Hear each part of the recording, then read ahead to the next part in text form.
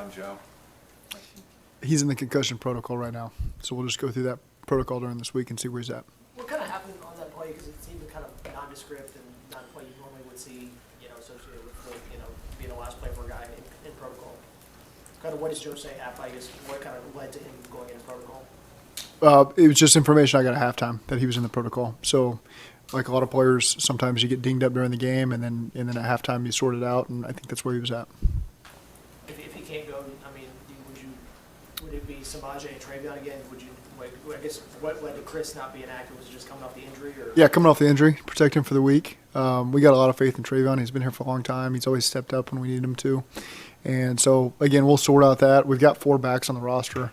Really always keep 3 active. And so, either way, we'll have 3 guys up. Where's your confidence or hope level for Jamar this week? It's hard to say. We'll start working him back this week to see where he's at. I don't want to make any predictions on that, but everything has gone according to plan so far. And now it's just a matter of getting him out there on the grass and seeing where he's at and what's his comfort level, what's our comfort level. And so that'll truly be a day-to-day process, really starting today, tomorrow, Wednesday, to figure out, how he factors in on Sunday. Is it a pain tolerance thing for him? Is it just? It really is hard to predict. It's again, we told him to stay off of it for 4 weeks, which he did. And so now you get a chance these last couple of days to start getting him going a little bit. And so really hard to make a prediction on it's a balance of soreness, pain, everything feels great.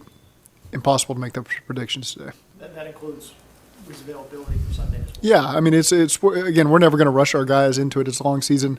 We want Jamar to be a big part of this as the season wears on. And so, again, we'll just take it day to day and have constant communication with him and Matt Summers and our whole medical staff and figure out what the process is. But everything has been positive up to this point, as we'd hoped it would be, and now we just got to take it through this week. Coach, Drue, Chrisman had a good day yesterday. Your thoughts about his debut? I thought it was a nice job by him. And, again, it was if you're drawing it up as a first-time punter on the road, divisional game, cold weather, it's probably not exactly how you draw it up, but I thought that he responded really well. I thought the coverage teams did a great job. I thought Cal did a great job also, and so I thought it was a good start for him. Thank you. 2 of the 3 games without Jamar have been 2 of your best offensive games this year. What are the keys when a guy like that's out to keeping the production and keeping the offense rolling at a high level like it has? I just think there's a lot of confidence in the group overall that even if we're missing a key piece, that we can still keep it humming. And starts with our quarterback, number 1, and the confidence that we all have in him. It starts with the protection in front of him. I think those guys are playing lights out right now. They did a great job yesterday. And then we have a lot of other weapons, and we've got so much confidence and T and TB and Hayden and Joe and Samaje and all those guys, and then the depth behind them that have stepped up. It's just people continually step up because everybody in this unit has operating at a high rate of confidence. They know that we depend on them. So if a ball comes your way, if a carry comes your way, if a protection comes your way, we need you to step up. And the standard's really high right now, and those guys are living up to it. When you went back and watched the film, other than you guys just settling in maybe more in the second half, what do you think was the biggest reason why the defense was able to get off the field more on third down? Communication. I just think, in the first half there were some penalties and some communication and just some alignment technique, however you want to phrase it, that allowed them to get some productive plays that extended some drives. And I think once we calmed down in the second half, it was 3 and out. There was a lot of short drives there, 3 and outs, 5 and outs. The field goal they gave up, really, they didn't give up anything because it was a short field. And so I thought that defense really did a great job responding in the second half. Jonah Williams said that you guys play your best football offensively when both the offensive line and everyone else is clicking, not when maybe one is off and the other is on. So with that, was that maybe the best complementary football you saw from the offense and the offensive line yesterday? You just talking offense in general, or are you talking the whole team? Just offense? Yeah, it all times together. It's I thought we were really efficient in the run game yesterday. We were around 4.5 yards a carry going through the third quarter, and then we had the 4-minute stuff that flatten that out, which obviously we got to be better in that situation. But I thought we were really efficient, got what we needed to stay on track in the first half and through the third quarter there. That's a credit to the offensive line and Frank and those guys just doing a great job. And then the protections, I really felt Joe was clean. They got some hits on the quarterback late in the down, which is going to happen.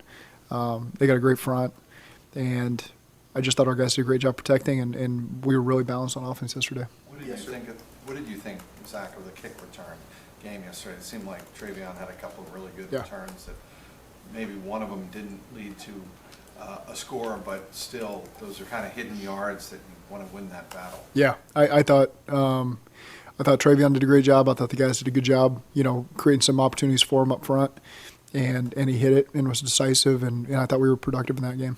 With the 4th and 1 early when you kicked the field goal, was that something that when you go back and look at the game, the immediate result makes it the right decision, or do you kind of look at it in the context of how the whole game went? Yeah. Like, how do you evaluate, like that decision kind of in the context of the game, regardless of the result? That was a decision that was made well before we got to that moment, and it's just setting the tone early in the game, getting points on the board.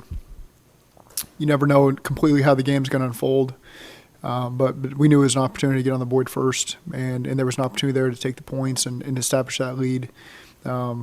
We've got a very high degree of confidence in games where we start with the lead. We've been really efficient over the last 2 years winning those games. And it's not to say that if we don't score first, we still have confidence. All right, here we go. We're going to have to get back in it. We've done that a million times. But when we score first, we're pretty dang good. So those decisions aren't very hard, like in the first quarter? No, it's the style of game. There was a weather element there. There's the style of team we're playing. And so if we got to a certain area and it was 4th and 1, I was prepared to kick the ball, and that's what we did. That was the same end, I think, that Evan missed a couple in warm-ups. How much do you trust Evan to make those adjustments along with Darren and make that decision on 4th? Yeah, so Darren has a lot more experience in that field, in that stadium than I do.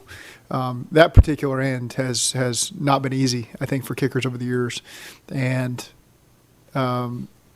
so they've talked through that endlessly. In the moment, you just trust Evan to step up. Even the one we kicked a little later was a little further, maybe than you'd normally kick in that stadium. I think the 54-yarder, and Evan just was nails through it. But, just because you got a kicker that can kick it 60-something yards doesn't always mean that that's the range that every game's going to call for. And Evan really stepped up to the plate there. Yesterday, Joe Burrow said that was one of his favorite wins of his NFL career. Where does it rank for you? I probably don't have my rankings compiled, but it feels pretty good to be in a visiting locker room. And that's really what we were striving for, is to have that feeling, however it shook out, of high-fiving and the feeling that you got in that locker room. And so just glad that our guys found a way to pull it through. And it really took great efforts from all three phases of our game. And that's what we're counting on going down the stretch here. And that's what we'll be counting on next week in Tennessee. Zach, given how Drue played yesterday, what is the plan with Kevin? Do you guys plan to keep him on the roster for the remainder of the season? I know it's a little bit of a delicate situation given his tenure here. Sure. All of our roster decisions are always week to week. And this week we'll continue to operate the same way that we did. Coach Cam Taylor-Britt credited with 12 tackles. Yeah. Talk about his play yesterday. I thought if you're talking about the physically tackling portion of things, he was really good. Stuck his nose in there, did a great job. Playing really physically, that's what we're going to need from him. Every rep is a learning rep for him, So again, he's continuing to improve every single week, and there's a communication aspect that comes into play as well. So again, we've got really high standards for Cam. He's all about it. He loves it. He provides a lot of energy out there, and I thought he really did a great job tackling yesterday. You always have confidence in T, but specifically as a play caller yesterday, how confident were you in T for that stretch in the middle of the game? As he kind of kept getting catch after catch after catch. Yeah, and Joe finds him. And he doesn't force any balls to him either. That's the key. Is there's maybe other opportunities in the game where he could have thrown it to him, but other guys had better matchups or better opportunities versus the type of zone coverage, and so that's really where Joe excels, is taking advantage of what they're giving him, and if everything's even, throw the ball to T in that situation, and so T makes it pay off, and he had some great run after the catch, some quick throws that turned into explosives. That's key. That's easy for me to know that you can call slant flat and it's going to go for 18 yards or whatever it is, and I thought those guys had great chemistry yesterday. Apologize if I didn't hear this earlier, but what do you need to see from Jamar as he starts practice this week? I mean, are there certain benchmarks that you No, need to see, numbers? no, it's going to be a feel thing as the week goes on, and so I can't define what it's going to look like or feel like. So again, he's been off of it for 4 weeks. We're going to make sure we make the right decision for us and for him, and we'll just take it day to day. Also, you guys moved Isaiah Prince onto the 53.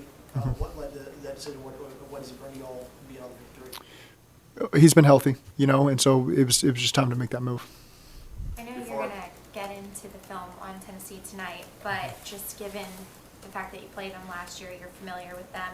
What stands out to you about the way that Mike Vrabel leads that team? It seems like every year they lose a ton of players to injuries, and yet they're still in the mix in their division in the AFC almost every year. Yeah, got a lot of respect for Mike and the teams that he's coached.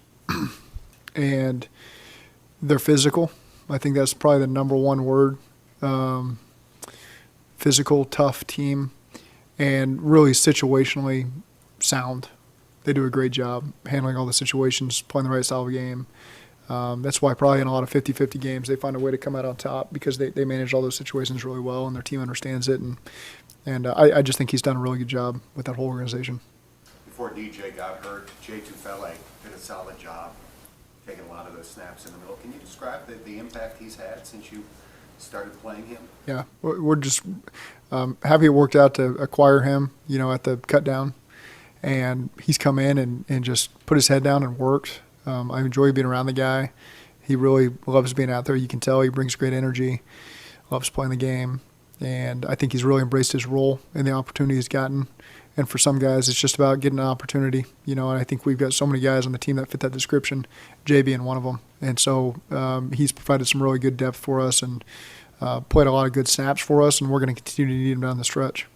Speaking of DJ, I mean, no tackles. I know that's not the only thing that goes into it, but how did you think he played? I thought he did a nice job coming off of that stint that he had on IR, and even though the production in the stat line wasn't there, his presence was felt. And whether it's pushing the pocket in the quarterback's lap or being strong at the point of attack in the run game so other people can step up and make the play, I certainly felt his presence. I know our team did as well.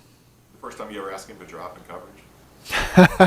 I don't. If it's the first time, I doubt that's the first time. Coach, when you talk about this team's chemistry, we've talked about it before, but Joe Mixon was happy for Samaje, and T. Higgins was happy for Trent. And just on and on, there's just always this happiness for the other guy. How much do you appreciate that, not having to manage personalities? There's again, you just don't feel egos in this locker room, and I think that's critical. I always do feel like they're happier for the guy next to them than they are for themselves when big moments happen. I think that's what special teams have. I feel like we have a special team, and so that's just verified by some of those interactions that you see over the course of the game and the post-game locker room that I see on a daily basis. Trey Hendrickson talking about Sam Hubbard on the sidelines last night. Things he was talking to me about is just it's a really connected team, and that's important. That means something. How about Trey covering Harris? Yeah. Flat. I mean, and not committing a pass. Yeah, we're going to ask him to do a lot more of it, and stop rushing the passer. I'm just kidding. No, but again, that's a guy understanding how he fits in the overall scheme of the defense. Is when you're willing to, whether it be bringing pressure away and having your premier rusher drop, creates issues for the offense because oftentimes you don't plan on that happening. You think they're just going to rush the passer every single. So occasionally you got to be able to do that. And then you got to understand the responsibilities that come with it. And Trey really, he had a tackle maybe on the first play of the game in coverage where he dropped and tackled it in flat, and then the other one, was down there in the red zone area, and just did a great job, being in a great position, and getting a big stop for us. What do you like about the season Jermaine Pratt's having? Awesome performance yesterday, outstanding, really, and he's just been so consistent for us. Brings a lot of leadership to the table. Guys really like being around him. You can feel his presence everywhere he is. Just great personality, great work ethic, great. He just got a great understanding of the game, a great feel for the game, diagnosing plays, making the plays where he needs to be made, and I thought yesterday was an outstanding performance by Jermaine. The last time you played Tennessee was a big emotional game in the playoffs. How aware are you, and how much do you have to prepare for kind of the emotion of what this game's going to be? I don't want to use the phrase, revenge game kind of thing, but those guys are going to be ready. Yeah. Yeah, I can't speak to how they're going to feel about it. I just like where our team's at right now, and that the prep work that's going to go in the next 6 days, that our guys will be ready. We all understand how significant these games are in late November and December. And so, again, I won't speak for how they feel about it. I just know that our guys will go in there and operate with a high degree of confidence. You talked about I guess in the middle of the game, y'all went and kind of diagnosed routes based on leverage and made some tweaks. Is that common for you to do that? I mean, as the head coach and play caller, how often do you get involved in the scheme and stuff like that to say, hey, let's make adjustments on the fly about this? I'm always involved in the scheme. But the conversations, it doesn't happen every game. It doesn't play out to where it has to happen every game. But I think all those guys have done a great job, whether it's talking to me or Troy Walters, and Troy echoes it on the headset, hey, they're asking for this. And it's never out of greed or ego. It's all about opportunity and what they see can help us. And sometimes we may have already seen that and are ready to make the adjustment. It's just verifying what we've seen. Other times, maybe they were on the backside of a progression that we weren't paying much attention to, and they'll let us know in the right way, in a professional way, and not a yelling, "Hey, give me the ball." It's never been that. And so again, when you have players that you've got a lot of respect for how they see the game and the approach that they put in, then when they're willing to have a conversation about scheme, you listen and engage in conversation. When it's the guys who maybe don't put in the work and you don't value their opinion, it's okay, let's move on here. But we got so many guys, T being one of them, Jamar, TB, all those guys, we have those conversations and we value their opinion in it. What does that tell you as a coaching staff? The guys are comfortable in the middle of the game to be able to cover their head coach? Yeah, that we have the right guys. And not that we didn't already know that, but it's also a credit to the position coaches, getting those guys in a position where they feel comfortable communicating and not just being the player and shutting your mouth and not voicing your opinion. I think that it's a collaborative effort amongst our coaches and then B, our players, and that's why we're able to have the success that we have. Zach, it's such a scramble from end-of-game handshakes, walk back to the locker room, and then presentation of the game balls. How does that process work? Do you get with the other coaches to decide who gets the game balls? Because there's not a lot of time before there's not. That call. Yeah. It works a lot of different ways. I can't give you the defined answer. It is a little bit of a whirlwind. I do call plays on offense. The statistics are a little easier to process on offense sometimes. I try to be mindful of that and do everything I can to comb through defense to see where the performances are. I would say Jermaine and Logan are two today. When you watch the tape, maybe it's not an excessive amount of production on the stat sheet, but when you watch every rep of those guys, it's just a tremendous effort for them, and that's something you miss in the postgame. Cheeto, I gave Cheeto a game ball after the New York Jets game. When I actually watched, they were 1 of 10 targeting him maybe, and it's a questionable one that they completed. And so, again, he didn't get an interception. He didn't have a bunch of whatever it was, but, man, he was efficient locking down his job. And so the players understand that. It's fun to get the game. I like it. The only things I cherish physically are division championship hats, T-shirts, game balls I've had in the past. So it seems corny, but it's things that we all cherish. So it's important to me to try to get it right, and whether it's retroactively or in the presence. But we got a lot of guys when we win games like that had significant performances, and we like to reward that. So you do give them after the fact sometimes? It's been done. Yeah. I try not to set the standard of it's always going to happen, but it's been known to happen. When was your first game ball that you received? As a coach? It's a great question. Some places just don't really do it.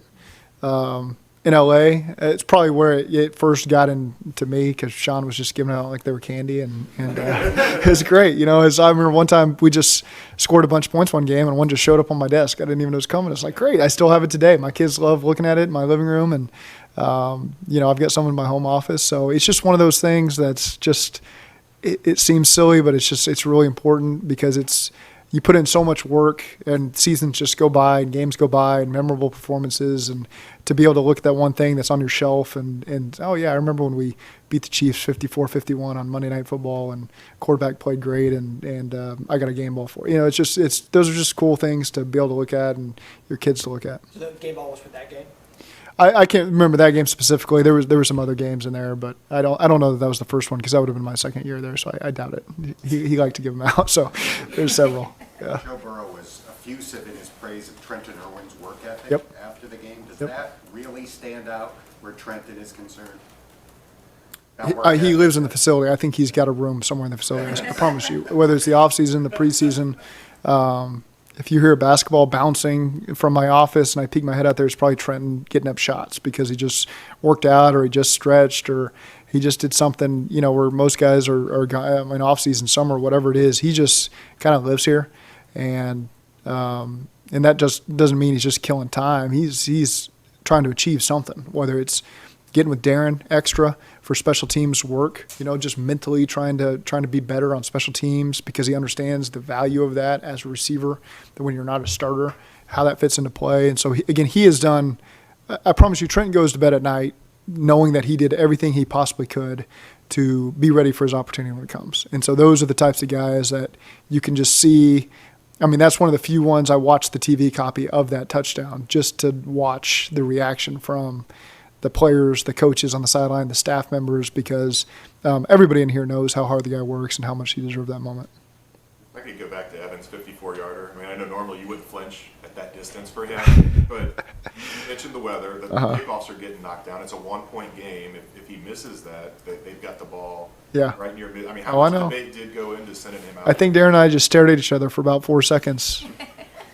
And then he said, "You want to kick it, don't you?" And I said, "Yeah." And we said, "All right, field goal." But we took a sack the play before, so we were kind of right there where we needed to be, and lost a couple yards. So then that made the decision a little more conversational, or non-conversational, however you want to look at it. And ultimately we kicked it, and he came through for us.